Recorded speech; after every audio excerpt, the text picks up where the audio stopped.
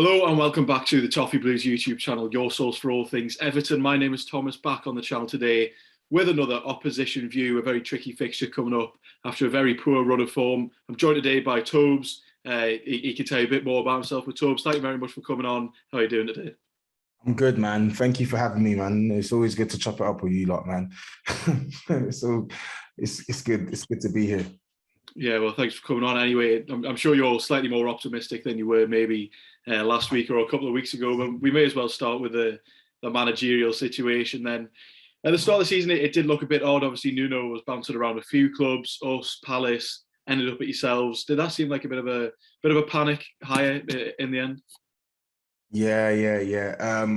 I think the Nuno one, it wasn't even a panic hiring. It was just a dumb hiring. In a way, I sort of felt sorry for Nuno because he was put in a job that he was never going to be capable of doing. Like, our squad is so poor right now that it needs not your Nuno type of managers. It doesn't need a Nuno Mourinho. It needs more like a Nagelsmann, a Conte, Brendan Rodgers, a Pochettino, a Thomas Tuchel, managers who have bags of experience when it comes to getting the very best out of a not so great situation, squeezing the maximum. Jurgen Klopp add into the mix as well. So it needed that type of manager. Because it's not like the owners have looked at it and have completely revamped the squad like we've been asking for. They're expecting a manager to come in and make the same bunch of underperforming players play better. That isn't Nuno's forte. He's not a front foot manager. He's not a manager who makes players play a couple levels above what they're capable of. So when he was touted for the job, I said instantly, this is a no-no. Like, it's not going to work. It doesn't disregard the work he did at Wolves. It doesn't mean Nuno's a bad manager, because I don't think he's a bad manager, but he was never cut out for the job, and it showed. It showed. Yeah, definitely. And obviously, hiring Nuno, that took, well, months and months after you sacked Mourinho.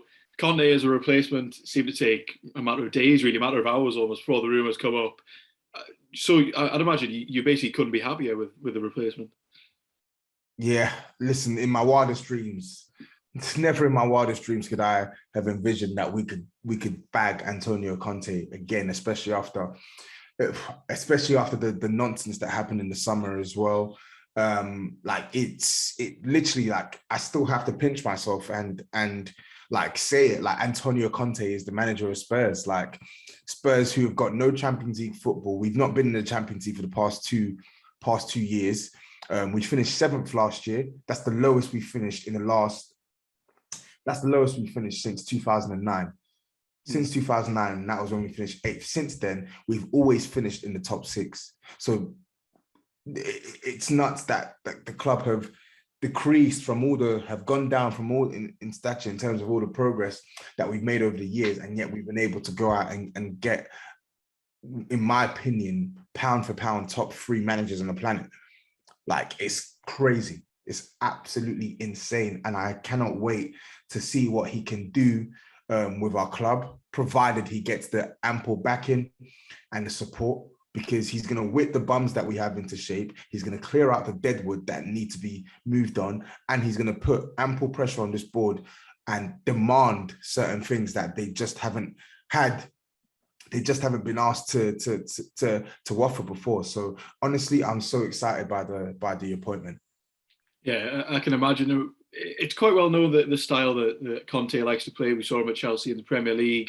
He obviously had success in it. You've only had a very brief glimpse in a ridiculous match last night against Vitesse. So what was the kind of style that he laid out with? What was the formation? Like, are there any kind of significant changes you've seen already?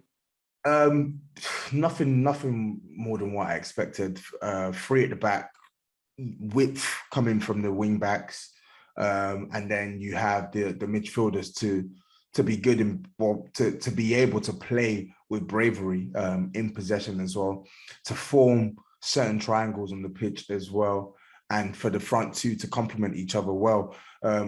I think it's too early to be like, oh yeah, I've seen X, Y, and Z from Conte, blah, blah, blah. But if I had to take yesterday's game as an example, one of the things which I noticed straight away is how how much he was using our fullbacks, or better yet, our wing backs. Emerson had a lot of the ball yesterday, a lot of the ball, trying to take people on, trying to stretch the opposition. So that's what we want to see. And then the three up top, Harry Kane, Son, and Lucas Moura, I felt they worked to a decent standard in tandem. That's when we were playing well. And bottom line, the one thing which I did see in the first half was the players were busting the gut, like covering a lot of ground. And it's probably why you saw in the second half why we just literally went down a rabbit hole, because the Vitesse, they came out, credit to them, they started showing their quality towards the end of the first half, and for the most part of the second half, they played really well. But I think energy levels definitely dropped significantly for us. Son got tired, Mora got tired, midfield, Højbjerg and Skip getting overran, sloppy passes, tiredness all over the shop as well. So it's not going to be perfect. There's going to be stumbling blocks. There's going to be lots of hiccups. There's going to be losses. Yeah, there's going to be losses. There's going to be bad periods over the next couple of months, but at least we have a direction and a manager who can steer us in the right direction.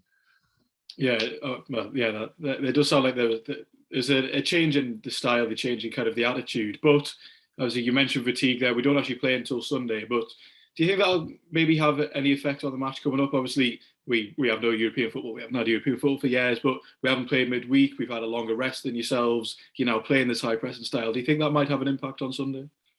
Yeah, I think it will. I think it will. I think to play the way he wants us to play, there will be some players that might need a refresh, and I won't be shocked if we see a different midfield start. Like I expect Ndombele to come into the midfield. I wouldn't be shocked if he went with two up top as well. But generally, we're in November now. At the same time, we're only in November. I know we've been playing a lot of football, but bigger picture, it's November and it's before the international break. They have to empty the tank, man. They're not strangers to the schedule. We've had this schedule as Spurs fans for pretty much the last God knows how many years, where we play Thursday, Sunday, Thursday, etc., etc. So I'm not going to use fatigue as a factor, but I think it will definitely be potentially an issue on Sunday in terms of refreshing the whichever X side that he puts out in the second half as well, because we know that the physical demands of his football will take its toll on some of our players. Yeah, absolutely. And if we look at the season as a whole, obviously we found ourselves in very similar situations on the same amount of points, same games played. We've scored, well, considering more goals, scored 7 more goals than yourselves. We're not having a good time, but recently, obviously, you've had this bounce back from Conte. What have you made of Everton's season so far that you've seen? Typical Everton, really, up and down. Like in moments they've looked good, in moments they've not looked good. I must admit, I wasn't happy. I wasn't impressed with your transfer business. I didn't think that Damari Gray and Andrews Townsend represented like a good window. But credit to them, like they've started the season really well. I know the form sort of died down a little bit the past couple of weeks, but I know that they started the season really well. Damari Gray, he looks like he's got fire in his belly. Doucouré, I think he's been pretty good for Everton as well. But I think injuries have definitely played its part for you lot as well. Like not having Dominic Calvert-Lewin in the team for weeks now. Like people can't underestimate how much of a blow that is. Like Salomon Rondon, he's 31 years old now, 31, 32 years old now. Expecting him to be the same presence he was a couple of years back when he was playing in the Premier League, unlikely. So definitely missing something there as well. Even Richarlison as well. I know he only came back recently as well, but like I think people need to take that into consideration. But generally, Everton are such a up and down side. Like I rate Rafa Benitez as a manager, but Everton as a side, I honestly don't know what to make of you lot. Like some weeks you look really good, some weeks you look so poor.